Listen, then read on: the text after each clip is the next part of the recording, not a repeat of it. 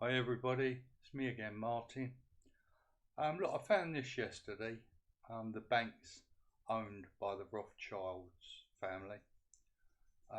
This has been going on for years, years and years, 2 or 3 centuries, a couple of centuries at least. These families that run our world, and I mean, it took me a long time to find out how we are controlled completely.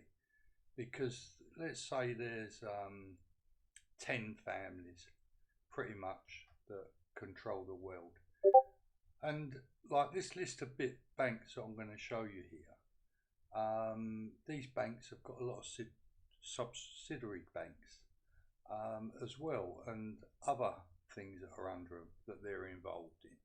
So what you see on this list is not the end of it, right? Yeah.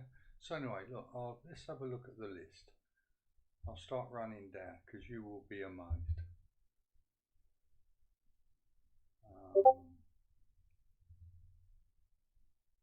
By the way, the Federal Reserve, nothing to do with government.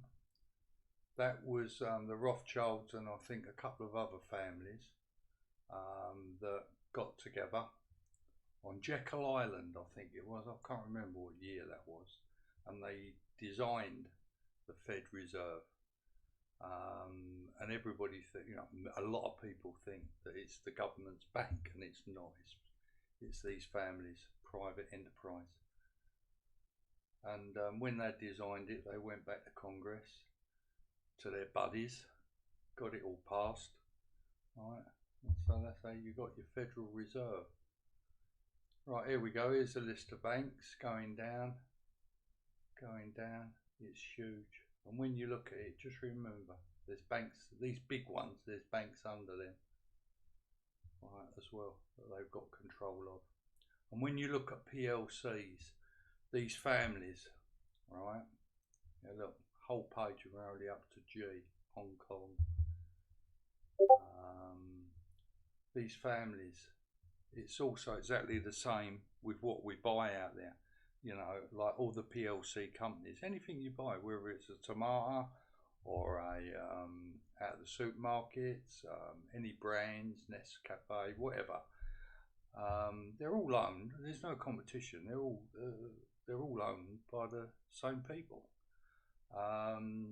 It's like, you know, one of the big things that people believe is that Pepsi Cola and Coca-Cola are in competition to each other. They're not.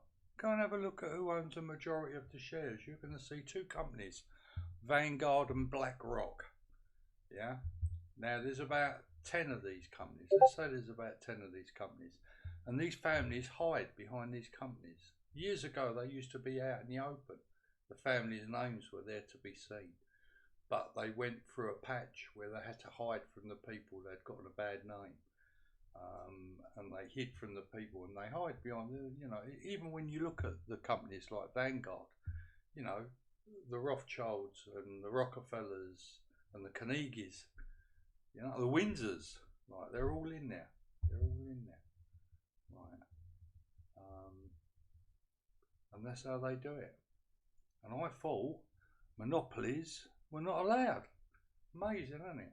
I wish that, you know, they would have put me right. Monopolies are not allowed for peasants. Right. You know, it's okay if you're one of these top families, you can do what you like. But peasants are not allowed to have monopolies like this.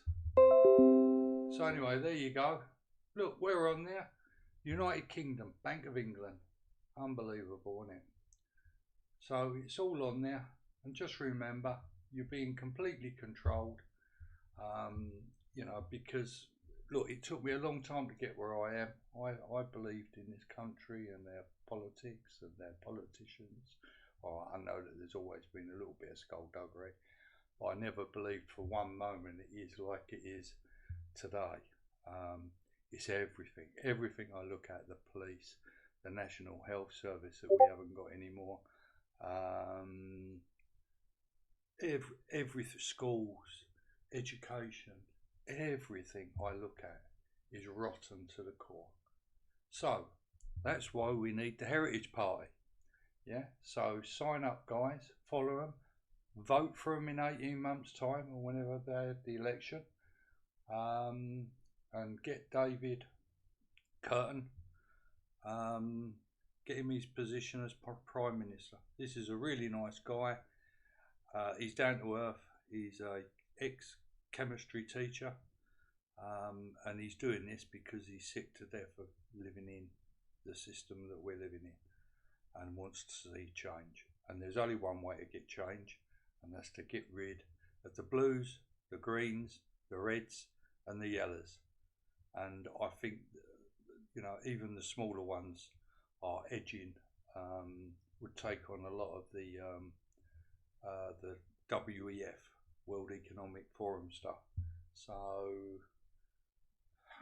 you know, we need this Heritage Party in, and we need to support it. Okay, it's honest.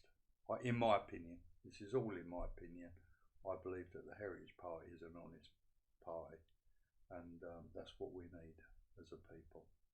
Right, I'm going to let you go now. I will leave the link to this page on the description if you want to go and have a look at it. And I will speak to you again soon. Bye.